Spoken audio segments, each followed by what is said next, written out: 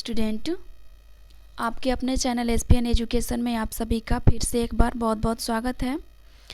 जिन्होंने भी BPSC second phase का अप्लाई किया है और जिसका सब्जेक्ट होम साइंस है, ये वीडियो उसी के लिए है। ओके, क्योंकि यहाँ पे स्पेशली ना बीपीएससी सेकंड फेज में होम साइंस की तैयारी करवाया जाएगा आज से डेली। ओके, तो ज़्यादा टाइम वेस्ट ना करते हुए आइए चलते हैं अपने टॉपिक की तरफ। आज का पहला क्वेश्चन है, टेक्सटाइल किसी भी टेक्सटाइल सामग्री की सबसे छोटी इकाई है। किसी भी टेक्सटाइल सामग्री की सबसे छोटी इकाई होती है फाइबर। ओके, इसमें जो ऑप्शन दिया हुआ है वस्त्र, रेशा, तंतु और अणु, तो हम लोग इसमें देखेंगे किसी भी टेक्सटाइल सामग्री की किसी भी परिधान, कोई भी परिधान बनता है या फिर टेक्सटाइल जो बनाया जाता है उसमें सबसे छोटी इकाई क्या होती है? रेशा यानी फाइबर होता है। ठीक है, ओके। और रेशा से ही जो रेशा क्या होता है? प्राकृतिक रूप से पौधों और जानवरों दोनों से पाया जाता है। ठीक है, पहले रेशा सबसे छोटी इकाई होती है रेशा, देन तंतु, देन कपड़ा यानी कपड़ा, उसके बाद क्या होता है? परिधान यानी वस्त्र, पहनने योग्य वस्त्र बनाया जाता है। ठीक है, सबसे छोटी इकाई होती है रेशा, हमारा फाइबर, उसके बाद हम बनाते हैं उससे धागा, तंतु, उसके बाद बनता है कपड़ा, और तंतु से बिनकर क्या बनता है? कपड़ा, उस कपड़ा के बाद क्या बनता है? परिधान यानी पहनने योग्य कपड़ा, वस्त्र। ओके, ठीक है ना। तो हमारा पहला जो क्वेश्चन है उसका ऑप्शन सही हो जाएगा बी। ठीक है ना, किसी भी टेक्सटाइल सामग्री की सबसे छोटी इकाई होती है रेशा। ओके, आगे चलेंगे हम लोग। अगला क्वेश्चन है सेकंड नंबर, स्काउरिंग का प्रयोग होता है ऊन में, रेशम में, रेयॉन में या फिर नायलॉन में।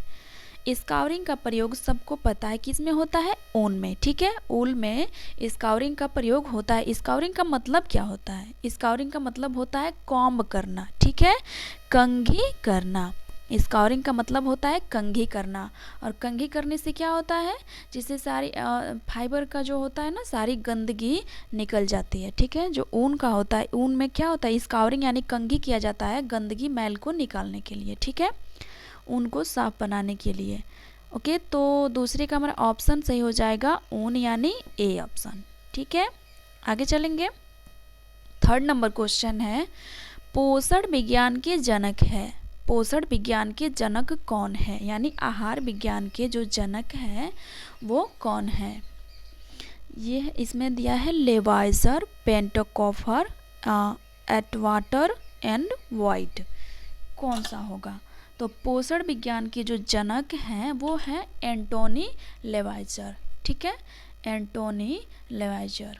ओके, ठीक है, न्यूट्रिशन साइंस के जो जनक के रूप में माने जाते हैं एंटोनी लेवाइजर, यानी ए ऑप्शन करेक्ट हो जाएगा। ठीक है, इनका पूरा नाम है एंटोनी और लेवाइजर। ओके, और ये कहाँ के वैज्ञानिक हैं? ये एक फ्रेंच वैज्ञानिक है। ठीक है, फ्रेंच वैज्ञानिक है। ओके, अब इसके बारे में हम लोग ये भी जान लेते हैं कि जो पोषण दिवस कब मनाया जाता है, यानी राष्ट्रीय पोषण दिवस कब मनाया जाता है? नेशनल न्यूट्रिशन वीक मनाया जाता है सितंबर के पहले सप्ताह में। ठीक है, सितंबर के पहले सप्ताह में मनाया जाता है पोषण नेशनल न्यूट्रिशन वीक। ठीक है, पोषण सप्ताह।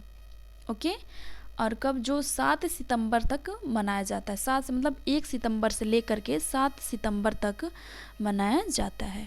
ओके, पहले सप्ताह में, यानी कि अगर जैसे कि 1 तारीख से अगर सितंबर स्टार्ट हो तो 1 तारीख से मनाया जाएगा, और 7 तारीख के बीच में जब से सितंबर स्टार्ट होगा तब से पहले सप्ताह में पोषण दिवस मनाया जाता है। ओके, ठीक है, इस दौरान क्या किया जाता है, लोगों को बेहतर स्वास्थ्य के लिए जागरूक किया जाता है। ठीक है, ये मनाया किस लिए जाता है, लोगों को बेहतर स्वास्थ्य के लिए जागरूक किया जाता है और पौष्टिक आहार के महत्व के बारे में बताया जाता है लोगों को। ठीक है, इस बार जो 2023 में मनाया गया है पोषण दिवस, उसका थीम क्या था, स्वस्थ आहार सभी के लिए किफ़ायती हो रहा है। ठीक है, स्वस्थ आहार क्या हो रहा है, सभी के लिए किफ़ायती हो रहा है, इसका थीम था, विषय था। ओके, 2023 का। तो हमारा थर्ड क्वेश्चन है, उसका आंसर हो जाएगा एंटोनी लेवाइजर, पोषण विज्ञान के जनक हैं। ओके, पिता हैं इनके। अगला क्वेश्चन देखेंगे, 4 नंबर क्वेश्चन है, जैविक मूल्य का प्रयोग किसके गुणवत्ता माप के लिए होता है। जैविक मूल्य का प्रयोग किसके गुणवत्ता माप के लिए किया जाता है, कार्बोहाइड्रेट की, प्रोटीन की, वसा की या फिर विटामिन की। तो जैविक मूल्य का प्रयोग कौन सी गुणवत्ता मापने के लिए किया जाता है, प्रोटीन की गुणवत्ता मापने के लिए किया जाता है। ठीक है, जैविक मूल्य का प्रयोग प्रोटीन की गुणवत्ता माप के लिए किया जाता है। 4 का ऑप्शन बी करेक्ट हो जाएगा। 5 नंबर पे चलेंगे, शिशु मृत्यु दर की गणना की जाती है। क्वेश्चन नंबर 5 है, शिशु मृत्यु दर की गणना किस आधार पर किया जाता है। ऑप्शन है, जन्म लेने वाले प्रति शिशुओं के आधार पर, जन्म लेने वाले प्रति 100 शिशुओं के आधार पर, जन्म लेने वाले प्रति 1000 शिशुओं के आधार पर, विभिन्न रोगों के संक्रमण के आधार पर या फिर जन्म एवं मृत्यु संख्या के अंतर के आधार पर। तो इसमें हमारा करेक्ट आंसर हो जाएगा बी। ठीक है, जन्म लेने वाले प्रति 1000 शिशुओं के आधार पर शिशु मृत्यु दर की गणना की जाती है। ओके, तो 5 का ऑप्शन बी करेक्ट हो जाएगा। ठीक है, क्वेश्चन नंबर 6 है, निम्न में से कौन सा एक वैट रंजक है। निम्न में से कौन सा एक वैट रंजक है, हल्दी है, नमक है, कोलतार है या फिर इंडिगो है। इसमें कौन सा ऑप्शन सही होगा, इंडिगो। ठीक है, 6 का हमारा डी ऑप्शन करेक्ट हो जाएगा। इंडिगो क्या है, एक वैट रंजक है। ओके, क्वेश्चन नंबर 7 देखेंगे हम लोग, ग्रामीण स्वास्थ्य योजना का शुभारंभ किस वर्ष में किया गया था। 1970, 1980, 1977 या फिर 2000। ग्रामीण स्वास्थ्य योजना का शुभारंभ किया गया था 1977 में। ठीक है, शुरुआत हुई थी ग्रामीण स्वास्थ्य योजना का शुभारंभ, यानी शुरुआत कब हुआ था, 1977 में। ठीक है, तो 7 का सी ऑप्शन बिल्कुल करेक्ट हो जाएगा। क्वेश्चन नंबर 8 है, अंतर्राष्ट्रीय स्वास्थ्य दिवस कब मनाया जाता है। 7 अप्रैल, 7 जून, 5 जून या फिर 9 दिसंबर। अंतर्राष्ट्रीय स्वास्थ्य दिवस, इंटरनेशनल हेल्थ डे मनाया जाता है 7 अप्रैल को। ठीक है, कब मनाया जाता है, 7 अप्रैल। ओके, और इस बार 2023 में जो मनाया गया है इंटरनेशनल हेल्थ डे, उसका विषय क्या था, यानी थीम क्या था, ये भी हम लोग को मालूम होना चाहिए। Mental health is a universal human right. ठीक है, इसका हिंदी हो जाएगा, मानसिक स्वास्थ्य एक सार्वभौमिक मानव अधिकार है। जो 2023 में जो मनाया गया इंटरनेशनल हेल्थ डे, उसका थीम था, विषय था। ठीक है, तो हम लोग जान गए 8 का ए ऑप्शन करेक्ट हो जाएगा। अंतर्राष्ट्रीय स्वास्थ्य दिवस मनाया जाता है 7 अप्रैल को। ओके, आगे चलेंगे। 9 नंबर क्वेश्चन है, बच्चों में सन्निकट दूरस्थ विकास का क्रम क्या होता है। बच्चों में सन्निकट दूरस्थ विकास का क्रम क्या होता है, सर से पैर की ओर, सर से हृदय की ओर, केंद्र से परिधि की ओर या फिर छाती से पैर की ओर। बच्चों में सन्निकट दूरस्थ विकास का क्रम, यानी सन्निकट दूरस्थ का मतलब होता है पहले नज़दीक विकास, फिर बाहर की यानी कि दूर की तरफ। ठीक है, पहले नज़दीकी विकास होगा, फिर क्या होगा, दूर का विकास होगा। तो ये हमें सबसे पहले पता होना चाहिए क्या होगा इसका, केंद्र से परिधि की ओर। ओके, केंद्र यानी सन्निकट यानी निकट, फिर परिधि क्या हो जाएगा, दूर हो जाएगा। ठीक है, जैसे ये वृत्त है, इसका ये केंद्र है, तो केंद्र का विकास पहले होगा और परिधि ये है, तो केंद्र के बाद परिधि का यानी कि पहले निकट फिर दूर, यानी सन्निकट दूरस्थ विकास का क्रम होता है केंद्र से परिधि की ओर। ठीक है, 9 का सी ऑप्शन बिल्कुल राइट हो जाएगा। आगे चलेंगे, 10 नंबर है, जठर रस में पाए जाने वाला एंजाइम है amylase, pepsin, lipase and trypsin. जठर रस में पाए जाने वाला एंजाइम जो होता है वो होता है पेप्सिन। ठीक है, इसमें जो दिया गया है इतना में पेप्सिन होता है, दूसरा लाइपेज होता है और तीसरा रेनिन होता है। ठीक है, और पेप्सिन का काम क्या होता है? प्रोटीन पाचक एंजाइम है। ठीक है, पेप्सिन क्या करता है? प्रोटीन को क्या करता है? ब्रेक करता है यानी पचाता है। ठीक है, प्रोटीन पाचक एंजाइम है जो पेप्सिन। ठीक है ना, और इसमें क्या पाया जाता है? लाइपेज। लाइपेज होता है वसा पाचक। ठीक है, ये वसा को ब्रेक करने वाला होता है। और तीसरा होता है रेनिन। ठीक है, रेनिन एंजाइम। ओके, ये तीनों क्या होते हैं? जठर रस में पाए जाते हैं। ठीक है, और ये किस में उपस्थित होते हैं? जठर रस पाए जाते हैं आमाशय में स्थित होते हैं। ठीक है, तो 10 का बी ऑप्शन करेक्ट हो जाएगा। आगे चलेंगे, 11 नंबर क्वेश्चन है, 11 नंबर। हेपेटाइटिस यानी यकृत शोथ किसके द्वारा फैलता है? वायरस के द्वारा, जीवाणु के द्वारा, फफूंद के द्वारा या फिर शैवाल के द्वारा? हेपेटाइटिस जो होता है यकृत शोथ वो किसके द्वारा फैलता है? वो फैलता है वायरस के द्वारा। ठीक है, विषाणु के द्वारा फैलने वाला ये रोग है। और ये फैलता किससे है? दूषित भोजन और दूषित जल से फैलता है। और तीसरा क्या है? जिसको ये बीमारी हुआ है उस व्यक्ति से ये फैलता है। ठीक है, जिस व्यक्ति को ये बीमारी हुआ, यकृत शोथ हुआ है, उस मरीज के यानी उस व्यक्ति के संपर्क में आने से भी ये रोग फैलता है। ठीक है, ओके, तो 11 का ए ऑप्शन करेक्ट हो जाएगा। आगे चलेंगे, क्वेश्चन नंबर 12 है, भूलने की अचेतन प्रक्रिया प्रतिगमन, समाहीकरण, दमन या फिर मानसिक कल्पना होता है। इसका भूलने की अचेतन प्रक्रिया जो होती है वो दमन कहलाती है। ठीक है, 12 का हमारा सी ऑप्शन बिल्कुल करेक्ट हो जाएगा। आगे चलेंगे, किस आयु में बालक प्रयत्न एवं भूल द्वारा सीखता है? किस आयु में बालक प्रयत्न एवं भूल के द्वारा सीखता है? 0 से 2 वर्ष, 2 से 6 वर्ष, 6 से 9 वर्ष, 9 से 12 वर्ष।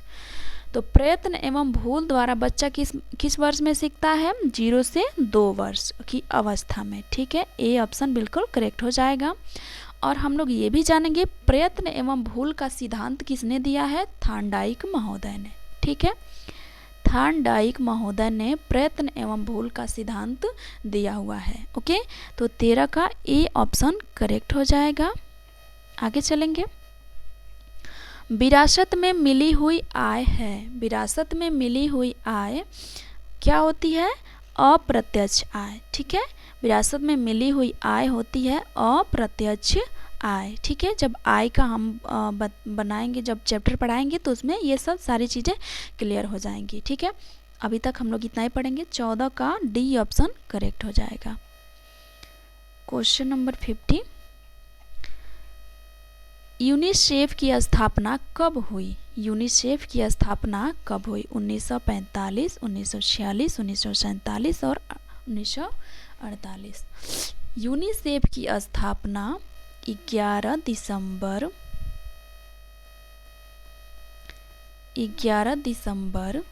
1946 को हुई थी। ठीक है, यूनिसेफ की स्थापना 11 दिसंबर 1946 को हुई थी। यूनिसेफ का फुल फॉर्म क्या होता है?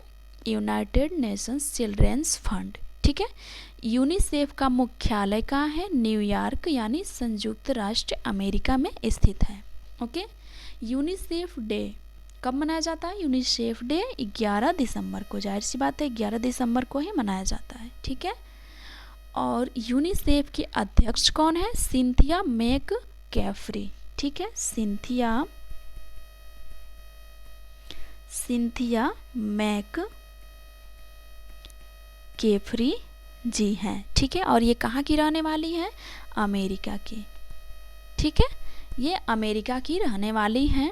ओके, और इसका मुख्यालय, यूनिसेफ का मुख्यालय कहाँ है? न्यूयॉर्क संयुक्त राष्ट्र अमेरिका में स्थित है। ठीक है, आगे चलेंगे हम लोग। जाहिर सी बात इसका क्या होगा? बी ऑप्शन करेक्ट हो जाएगा। 1946 में इसका स्थापना हुआ था। ठीक है, अगला क्वेश्चन देखेंगे, प्रथम गृह विज्ञान महाविद्यालय की स्थापना किस राज्य में हुई? नई दिल्ली, उत्तर प्रदेश, पंजाब, चेन्नई। प्रथम गृह विज्ञान महाविद्यालय की स्थापना हुई नई दिल्ली में। ठीक है, नई दिल्ली में सबसे पहले इसका स्थापना और किस वर्ष में हुआ था? 1932 में। ठीक है, और इसका नाम क्या है? Lady Irwin college. ठीक है, लेडी इरविन कॉलेज जो है नई दिल्ली में सबसे पहले गृह विज्ञान का महाविद्यालय का स्थापना हुआ था। ठीक है, आगे चलेंगे। जापानी पुष्प सज्जा में सो इंगित करता है। सो जो होता है जापानी पुष्प सज्जा में, सो किसको इंगित करता है? मनुष्य को। ठीक है, मनुष्य को जो जापानी पुष्प सज्जा होता है वो क्या करता है? मनुष्य को इंगित करता है। ठीक है, आगे चलेंगे। क्वेश्चन नंबर क्या था? 18। कार्य सरलीकरण की औपचारिक तकनीक है। कार्य सरलीकरण की औपचारिक तकनीक है प्रोसेस चार्ट, साइक्लोग्राफ, ऑपरेशन चार्ट या फिर पाथवे चार्ट। क्या है? कार्य सरलीकरण की औपचारिक तकनीक है साइक्लोग्राफ। ठीक है, बी ऑप्शन करेक्ट हो जाएगा। ओके,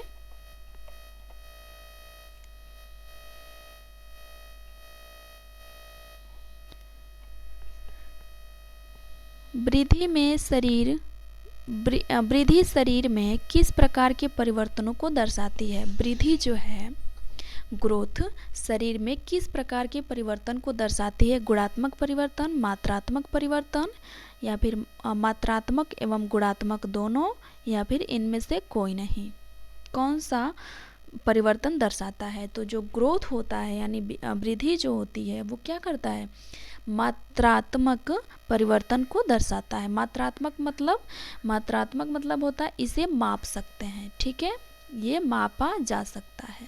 ठीक है, वृद्धि क्या किया जाता है? मापा जा सकता है। जबकि विकास कौन सा परिवर्तन दर्शाता है? गुणात्मक। ठीक है, गुणात्मक यानी ये से मापा नहीं जा सकता।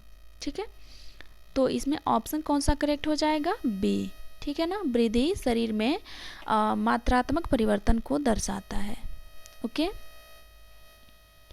अगला क्वेश्चन है, अपहोल्स्ट्री का प्रयोग किया जाता है। अपहोल्स्ट्री का प्रयोग किस लिए किया जाता है?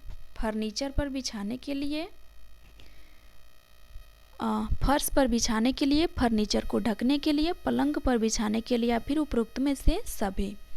तो अपहोल्स्ट्री जो होता है वो क्या किया जाता है? उससे फर्नीचर को ढका जाता है। ठीक है, तो बी ऑप्शन करेक्ट हो जाएगा। अपहोल्स्ट्री का प्रयोग फर्नीचर को ढकने के लिए किया जाता है। ठीक है, आगे चलेंगे हम लोग। क्वेश्चन नंबर 21 है, अल्पना कहाँ का है? अल्पना कहाँ का है? बंगाल का, उत्तर प्रदेश का, राजस्थान का, या फिर बिहार का? अल्पना जो है पश्चिम बंगाल का है। ठीक है, और यह एक पारंपरिक कला का रूप है। ओके, यह पश्चिम बंगाल का है और एक पारंपरिक कला है अल्पना। ओके, 21 का ए ऑप्शन करेक्ट हो जाएगा। अगला क्वेश्चन है, परिधानों में राफल्ड कॉलर प्रायः किस आकार के गले में लगाए जाते हैं? परिधान में यानी वस्त्र में राफल्ड कॉलर जो होते हैं वो किस आकार के गले में लगाए जाते हैं? आयताकार, भी आकार, यू आकार, या फिर गोलाकार? परिधान में राफल्ड कॉलर जो होते हैं वो भी आकार के गले में लगाए जाते हैं। ठीक है, तो बी ऑप्शन करेक्ट हो जाएगा। ठीक है, आगे चलेंगे। 23 नंबर क्वेश्चन है, बाल विकास के विभिन्न पहलू हैं। शारीरिक विकास, गत्यात्मक विकास, भाषा विकास, उपरोक्त सभी। तो बाल विकास के तीनों पहलू हैं। ठीक है, तो उपरोक्त सभी इसमें हो जाएगा। ओके, ठीक है, अगला क्वेश्चन है, जाइगोट किसे कहते हैं? जाइगोट किसे कहते हैं?